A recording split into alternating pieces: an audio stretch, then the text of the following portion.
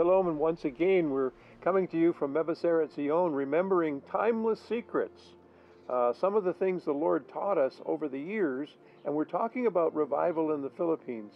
And it was a very unusual time because there was a lot of unrest in the Philippines at the time. In fact,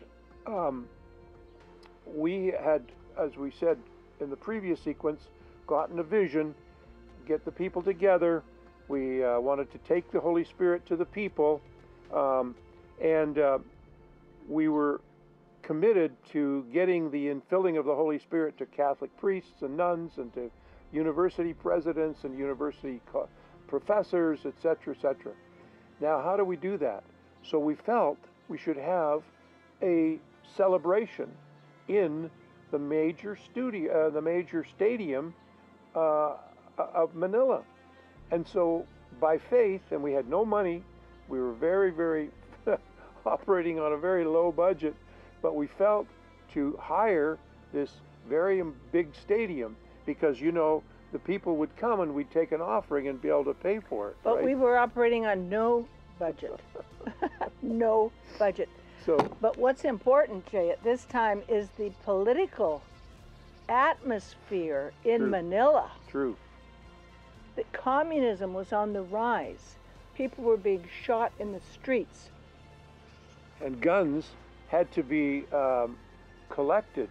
There was like a curfew, and the president, Marcos, made a declaration that all the guns, all the handguns had to be collected within a 24-hour period. From house to house. And so they did this, and the very evening that had finished, that was when we were going to have this big gathering in the stadium. And there was a curfew, and nobody could go into the streets. Yeah. So we didn't know what to do because no people could come out of their homes and couldn't go to anywhere, but there was just a handful of people living around the stadium, and they made their way. So maybe 200 or 300 people were there, and we had television. We hired the local television company to come and film the events. And but before that, I said we couldn't even go into the streets. Yeah. And the army sent army trucks to take us from the pastorate, where all the Bible school kids were living in the church, all of us over to this big spiritual fiesta. Yeah, spiritual fiesta. There was nobody in there, 20, 30 people. No, there was more than that, but there wasn't very many, that's for sure. So we felt... The stadium fit 40,000 people. It was like a disaster. Yeah. So, anyway, the manager of the TV station, and it was, by the way, the basketball station, and everybody watched that station, but there was no basketball game on that night because it was a curfew. So anyway, they were watching the spiritual fiesta from there, and I remember the preacher, Wallace Heflin, he was preaching, and by the time, you know, the students had sung and they had given their testimonies, and then there was praying for the sick. And so a man in a wheelchair came up for prayer, and then the program was to be completed, was finished, all that we had paid for. But the manager was watching at home. He called to his mobile truck and he said, "Give them another hour. I want to see if the Lord's going to answer prayer." So they gave him another hour, and the man was healed, of course, and jumped out of his chair, and that was a great victory. But the joke was on us all the way, because the wise men of our group carried a suitcase into the stadium to bring home the offering. They had big buckets, you know, these popcorn buckets, to collect the offering. There was no offering, and we kind of, you know, wilted and went back home, and that was the end of it until the Lord gave us the next plan. Well, a dear brother in America who was a patron, I don't know whether it was Abe Kilnich or someone else, sent $10,000 to Harold and said, "This is for literature." And so when we got that offering, we said, yes, we need to print the Gospel of John. so we can give that out in the stadium and also in the streets. And so the next day, after this first meeting, before we rented and moved into this mighty stadium, and before the lockdown, that very day, there had been a riot and marching in the streets of Manila by the students. They were just wild. They were angry. And so we'd had 1 million Gospels of John printed, and by faith.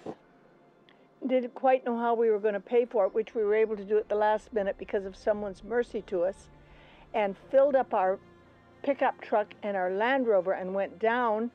Our men went down to the march, and what did they do?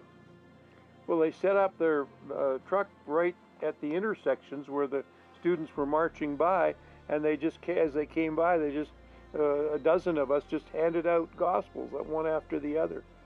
And it was amazing. It was amazing. In a matter of hours, they were able to deliver 1 million Gospels of John. And this, of course, was before our first big launch of the spiritual Fiesta that was going to bless the whole nation. And we just told you how that ended up. But actually, it ended up with people understanding that God is alive today. Yeah. And that he heals his people. And that he lives in his people. Yes. I remember the day after, several days after our first spiritual fiesta in Manila, that we got phone calls from Santo Domingo. I think that was the name of the school, and another school. I don't remember the name. They were big universities, and they were the presidents of the university calling and saying, "We were so impressed with the young people." They said, "Can your young people come down and speak to our young people at the universities and give them their testimony, because our young people have lost their way. They don't care about the spiritual things anymore. Can your young people come?" And we said, "Of course." So we set up these meetings, and they went to the universities, and the students were the ones that were giving the messages. It was so amazing. And that was also the beginning of the seeds that were being sown, so that nuns and priests all over the Philippines wanted to know more about this. And so I'm getting ahead of myself, but we eventually sent out young people 2 by 2 all over the country to get the priests and nuns filled with the Holy Spirit. And that brings us to the next thing, and that was the Carmelite sisters in Iloilo. And I want to do that in the next sequence when we talk about how the Carmelite sisters wanted us to come and to pray for them. That was a miracle. So be sure to tune in for the next sequence about revival in the Philippines. We'd love to receive your comments. Yes.